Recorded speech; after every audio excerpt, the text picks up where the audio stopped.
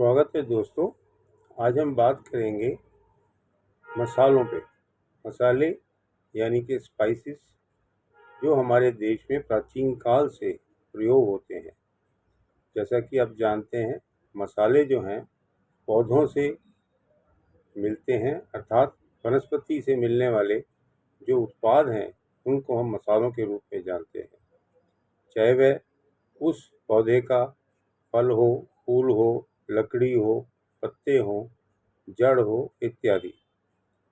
अब आप देखेंगे कि मसाले जो हैं हमारे देश में कब से इस्तेमाल होते हैं। ये एक साधारण सा विषय है, पर इसकी विशेष महत्व है। आज मैं आपसे साधारण रूप में इसकी चर्चा करूँगा।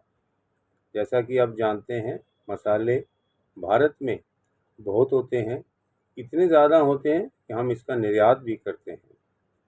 कारण क्या है? इसके लिए जो सफल वातावरण है, उसके लिए भारतवर्ष में 6 ऋतुएं हैं और विभिन्न प्रकार के जो पौधे होते हैं उनसे हमें ये मसाले मिलते हैं, जो कि विशेष प्रकार से बहुत सारे चीज़ों के अंदर इस्तेमाल होते हैं। खाली खान पान के लिए नहीं, बल्कि कुछ दवाइयों के लिए भी इनका प्रयोग होता है।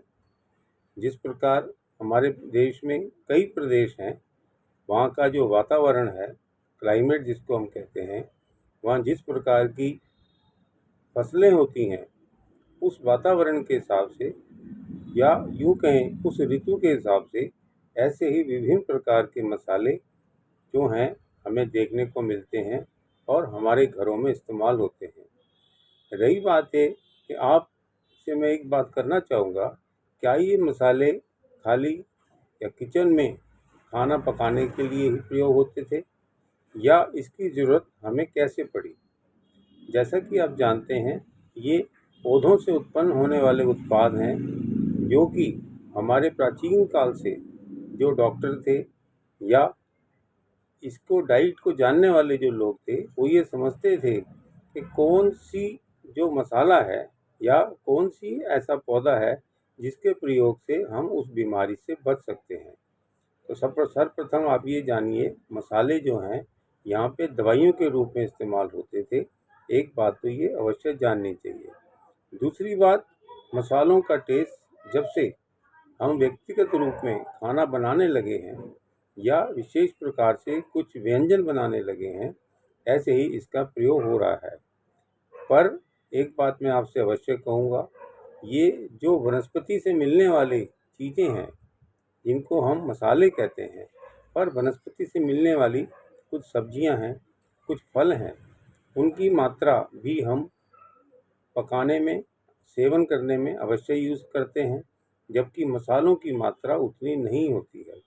मेरा कहने का भाव ये है कि वनस्पतियों से उत्पन्न होने वाले सब्जियां या फल, उसको हम भी अपने किचन में या अपने खान पान में अवश्य ही इसका इस्तेमाल होता है।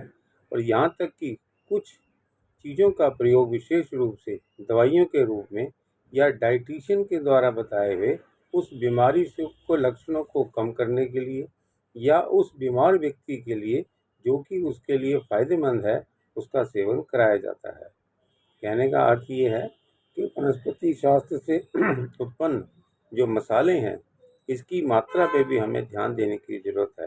खाली स्वादिष्ट या फ्लेवर के रूप में इसका प्रयोग होना तो बहुत अच्छी बात है, पर इसकी मात्रा का ध्यान रखना वो ज़्यादा मुख्य कारण होगा, मुख्य उपयोग होगा, ऐसा हमें समझना चाहिए। आप देखें, जहाँ तक मसाले जो आम मसाले हैं, इनकी संख्या 15 या 20 होगी। एक बात, अधिकांशतः तो यदि हम सारे भारतवर्ष में मसालों की संख्या जानें तो कम से कम 75 या 80 होंगे, लेकिन विभिन्न प्रकार के प्रदेशों में, विभिन्न ऋतुओं में, विभिन्न ज़रूरत के हिसाब से इनका जो प्रयोग होता है वो एक अलग विषय है। अब रही बात है कि मसाले जो हैं इसकी मात्रा कितनी होनी चाहिए, ये भी एक सोचने की बात है। ये भी हमें देखना चाहिए कि मसाला जो है इसकी तासीर ठंडी है या गर्म है, उसका भी हमें देखना चाहिए। किस ऋतु में हमें ये मसाला या उस चीज़ को खाना चाहिए जो हमारे शरीर के लिए फ़ायदेमंद हो, अर्थात बेनिफिशियल हो और नुकसान कम करे। एग्ज़ाम्पल के तौर पे अब ये देखिए, ये मसाले जो हैं किस प्रकार से इस्तेमाल करने चाहिए, ये भी एक विशेष सोचने का है। जैसा कि आप जानते हैं, जब हरी सब्जी के रूप में ये मसाले हैं, जैसे हल्दी है, पत्ता है, किसी प्रकार का तेज पत्ता है या कड़ी का पत्ता है या यूं के धनिया है, ये सब साधारण सी चीज़ें जो मैंने आपको बताई, यदि हम इसको सदा खड़ी के रूप में खाएंगे, कैसे साबुत खाएंगे तो ज़्यादा अच्छा होगा। और लेकिन इसका मसाले के रूप में खाएंगे वो अलग होगा। यदि दवाई के रूप में खाएंगे तो इसके प्रयोग का प्रभाव अलग होगा।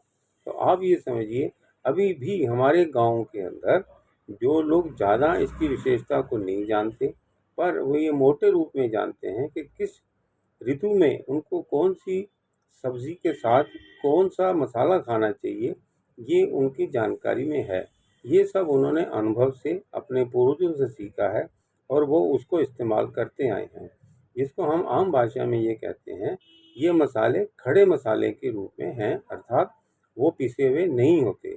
पर मैं इससे कहूँगा अच्छा तो होगा आप हरी सब्जी, जब ये मसाले यानी कि हरे होते हैं, जैसे कच्ची हल्दी है ये भी हरी होती है, धनिया है आप ऐसा खाइए, मिर्च है आपकी जब लाल होती है, लाल होने से पहले हरी मिर्च होती है।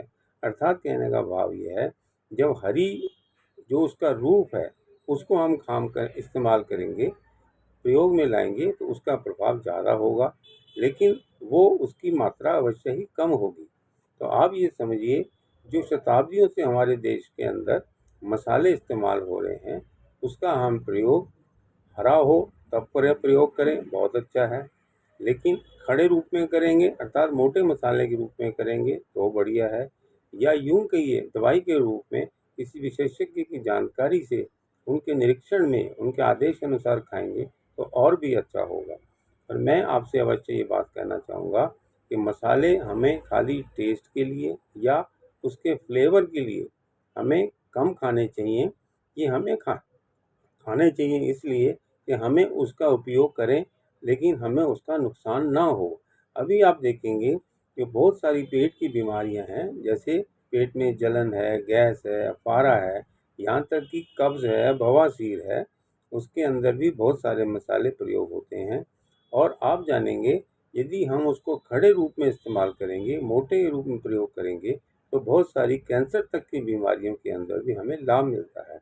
एग्ज़ाम्पल के तौर पे, यदि हम लाल मिर्च जो है जिसका डंठल होता है, साबुत होता है, उसको हम प्रयोग करते हैं, विशेषकर दालों में आपने कुछ लोगों को देखा होगा, वो जो उसका डंठल है लाल मिर्च का, वो बेशक, जैसे रेगिस्तान की मैं आपसे बात करना चाहूँगा, तो जो लाल मिर्च है उनको कफ नहीं होने देती, कफ को बाहर निकालती है, एक्सपेक्टोरेंट है, बेशक गले का इरिटेंट है, लेकिन गले में जो उस रेगिस्तान में जो रेत है वो उड़ता है, उसको कम करने के लिए, उसको हमारे लंग्स से और गले से, फेफड़े से बाहर निकालने के लिए हम लाल मिर्च का इस्तेमाल करते हैं।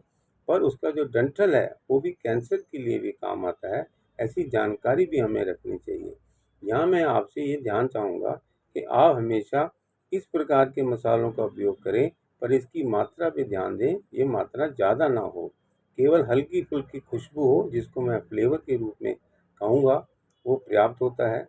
कई लोगों से आपने सुना होगा कि गाँव के अंदर जिस प्रकार से सपोज़ उन्होंने चावल बनाए हैं, तो वो उन मसालों के मोटे चावल को एक कपड़े की पोटली में डाल लेते थे और उसको कुछ देर चावलों के अंदर डाल के रखते थे उस पोटली को, ताकि उसका फ्लेवर जो था उसके अंदर आता था। चाहे उसमें लौंग है, इलायची है, छोटी या बड़ी है, इत्यादि।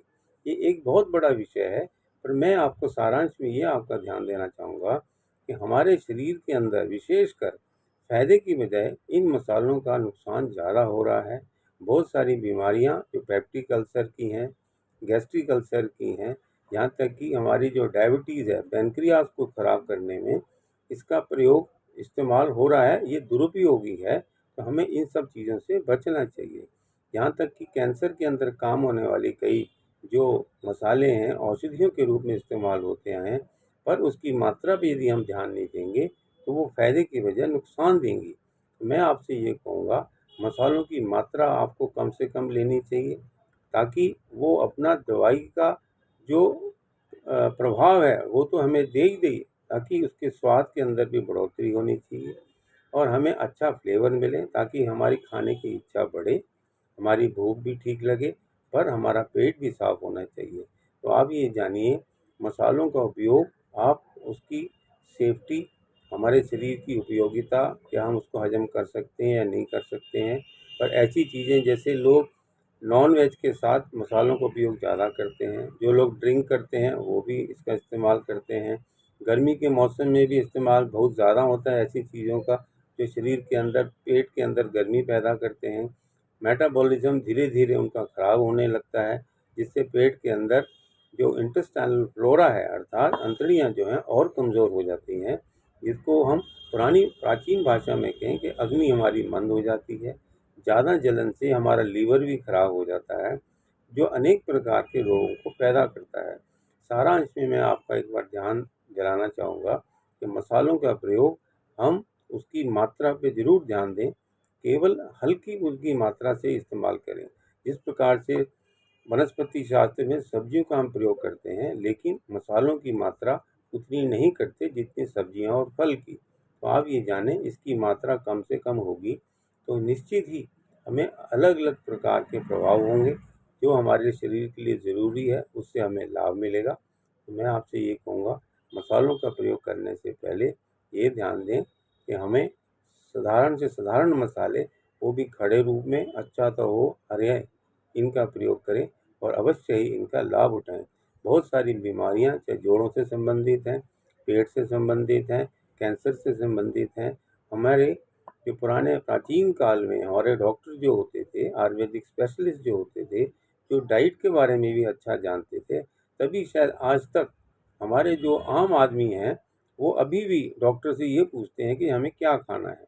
जबकि आज के अंदर जो डाइटिशियन है, उनका विभाग अलग है, उनका सब्जेक्ट अलग है, वो भी वही चीज़ें इस्तेमाल करते हैं कि पुरानी जो हमारी प्राचीन सभ्यता में प्राचीन चिकित्सा शास्त्र के जानने वाले जो थे, वो भी इसे इस्तेमाल करते थे। तो मैं अंत में यही कहूँगा कि जितना हमें उसका फ़ायदा होता है, कहीं हमें नुकसान ना हो जाए, इससे हमें बचना होगा और मसालों का प्रयोग बहुत ही सावधानी से हमें करना पड़ेगा। धन्यवाद।